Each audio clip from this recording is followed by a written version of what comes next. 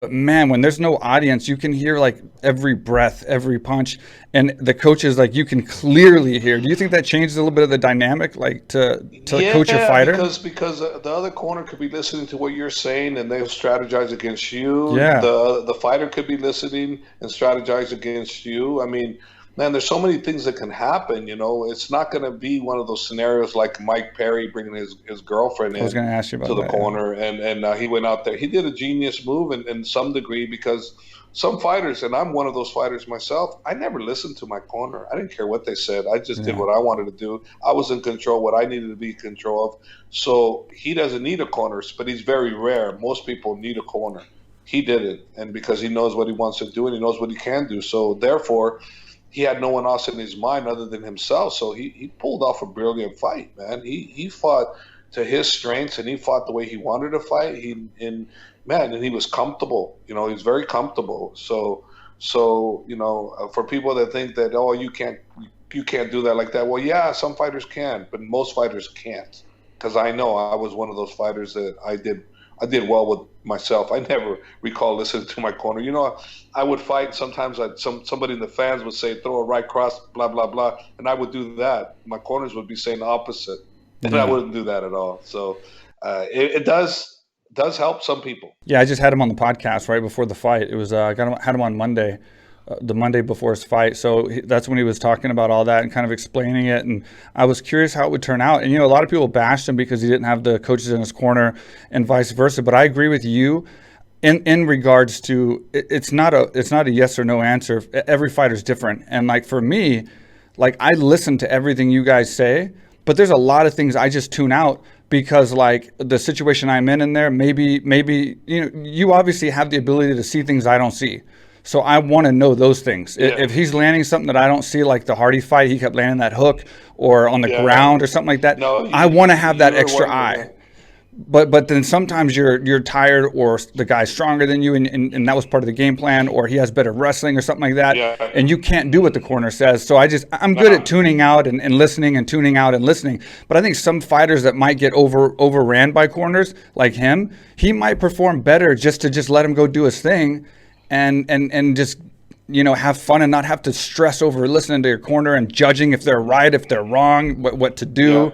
And like he said, he was getting annoyed because a lot of the times the corner would say things after he already did it. So he's like elbowing the guy, and then the corner saying elbow the guy, and he's just like, dude. So He knows the man knows what he's doing. He's in control of himself, and I think that he'll experiment more. And hey, whatever he wants to do, let him do it. If he's successful, it's on him. If it's not successful, it's on him. yeah, But either way, he's proven he can do it correctly. Like you remember the case with you. I don't know who it was you fought. I believe that Brazilian guy that was a police officer, and you Tiago, dropped Paulo him. Tiago. Yeah, Tiago. Yeah, you dropped him, and you went after him. And I'm screaming, no! Like don't go after him. And boy, you ran into him. Boom. But it was like it was one of those things where you're a fighter that you need to listen, and when you Yeah, listen, you did unbelievable, yeah, unfreaking believable. I mean, look at all the exciting fights you've had. I mean, you knock people out quick, and I mean, you changed your Kid Lion to Mike Quick Squick, right? Because you're knocking people out quick as hell. So, but there's other people that no matter what I would say, they're not going to listen. yeah, And they're gonna do great. They're gonna do. I can say no, and all of a sudden they do better because I said no and they did it, and they'll do better. You're the case where if Bob and I say something, don't do it. You do better when we tell you. You understand? That's the majority of the fighters out there. Daniel's the same way. When Daniel doesn't listen to us, things don't go his way. yeah. Cain Velasquez, it's the same thing with him. He did listen to us all the time, but sometimes things just didn't go his way, regardless of doing the right thing.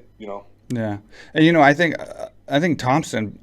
I just saw a piece of his podcast, and I think he had a good point and some advice towards that in regards to if you don't need your entire corner, like if you don't need so many, it isn't a bad idea with the fighters right now worrying about. Obviously, everybody wants to make more money and have more success and stuff.